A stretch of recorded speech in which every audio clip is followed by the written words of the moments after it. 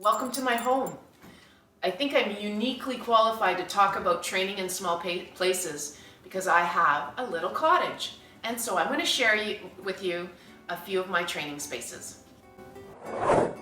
This is where we watch TV, and I do a little training at night in my corner to help my dogs keep mentally, physically fit.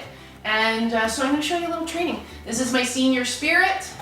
This is Cool Moss, who is 7. We have Dare on his bed, he's 3. And we have Favor in my kennel that doubles as a coffee table so that we can do a little crate game sometimes in this room as well.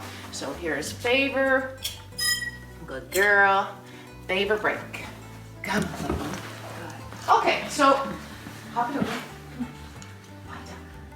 So in this space, the dogs are always usually together, so I'm just going to show you a little prep school lesson. It's your choice, with Favor as the main dog, and the other dogs are going to stay on their bed and exercise self-control, just like in crate games, also in prep school. So, as you see, I have a setup here. I have my lesson plan, I have food and toy. So we're just going to do a little training from prep school here. It's your choice. So Favor loves her cookies, but I would like her to do some work. So the work today is I'm going to get her to tug on this, and then she can have a cookie. And the cookies are just exposed here. Favor, it's got some fake tugging, a fake tugging, fake tugging, fake tugging. Good girl. Oh, so it's your choice lesson is always work. And this is how I work my 4 dogs in the evening while John watches TV. I reward Cool for staying on his bed. Oh no, Elizabeth, you were doing something. It's Spirit's cookie. Spirit gets a cookie, and Dare gets a cookie. And Favor goes back to work. Get it. That's a good girl. That's a good girl. I know, it's a constant reminder. Tugging, tugging, tugging, tugging, tugging, tugging, tugging. So, that's just a little way that we do a little bit of training at night. How about we go down with Dare and I show you my other training space in the basement. Come on in. We're coming into my basement. It's unfinished, but it's a space where I do my dog's fitness work. And it's a small space, but it works for us. Come on in. Dare's waiting. We're going to do body awareness puppy value for discs. That's what we're going to work on now. Come on in. So I want to layer your learning in here. I want to remind you that food builds behavior, toys build drive.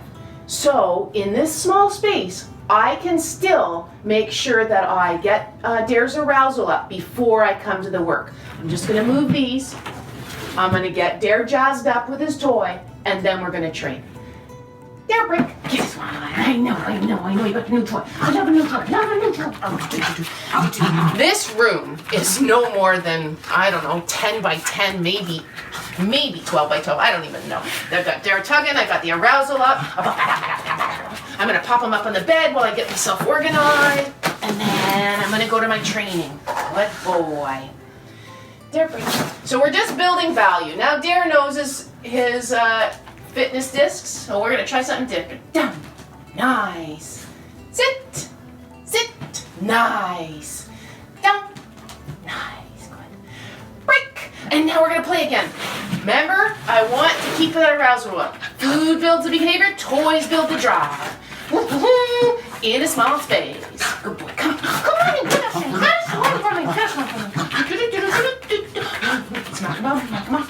And hop it up. Now I'm going to take you outside and show you what Cool and I can accomplish in a small space in my outdoor training area.